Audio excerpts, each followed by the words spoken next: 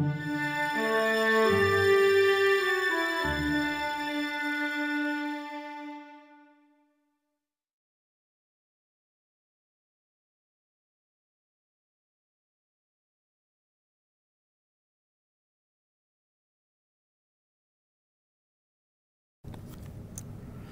Ian, what are your feelings about food reserves?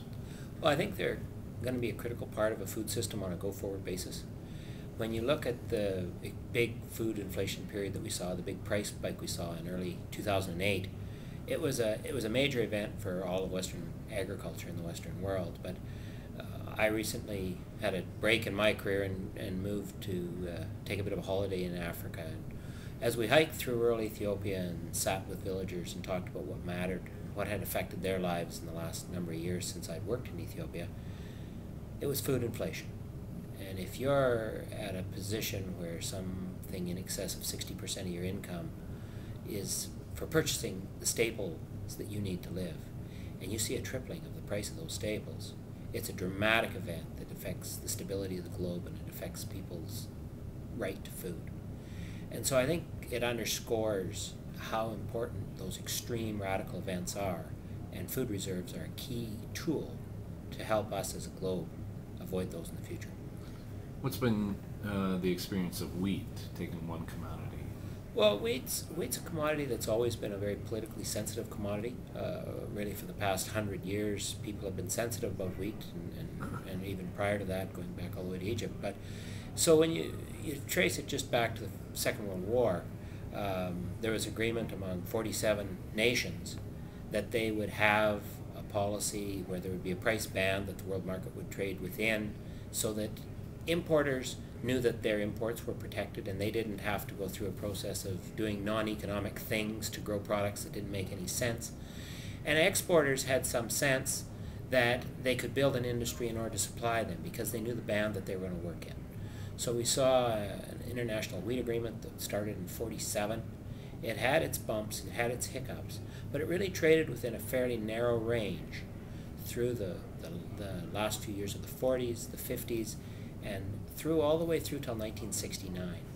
And the United States and Canada were probably the last one to live up to their commitments under that. The United States then started to use some of its long-term credit to make those sales, even though they were at the price level, they were well below. And Canada got caught to where there was actually a 2-month period where Canadian farmers sold no wheat in an attempt to make that system work.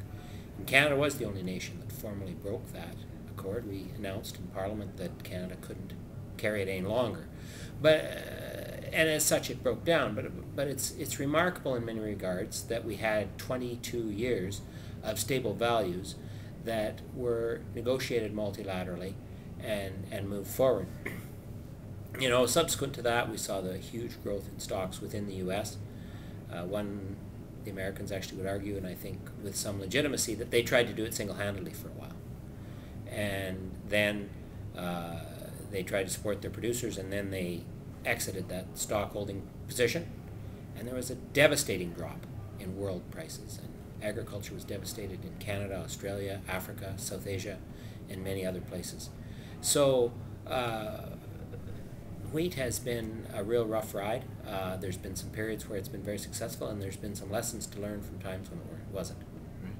Well, looking forward, in this context, a real global food crisis, how do you see reserves fitting in, or how could they fit in?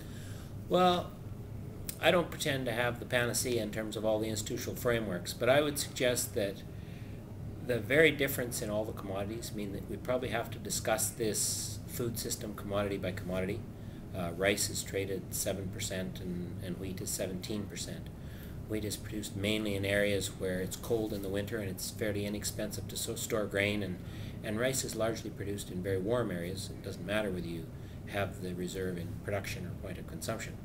So I think that all of the different food groups have to be thought about a bit separately, and I think we have to be fairly intelligent about that.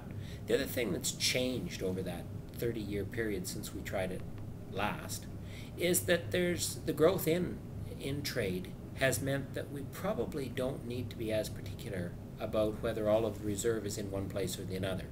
The actual mobility of it has improved. So I think we can add up those stocks more so than we could have 30 years ago and perhaps even 10 years ago. So my sense is we need to encourage reserves locally, regionally, nationally. We need to recognize the shortcomings in governance that exist in some places in Africa and Asia, and we need to be as intelligent about that as we are in some of our partnerships in negotiations. But we encourage those reserves, and then we use mechanisms like the WTO to decide what we're not going to do with reserves, to make sure that reserves don't hurt third parties, to make sure that trade is in fact fair and public sectors don't essentially create a problem and then export it. And we've got that toolbox now. We just have to start to be a bit more creative in terms of how to use our multilateral organizations rather than being so ideological in terms of our direction. Great. Thanks very much. Okay.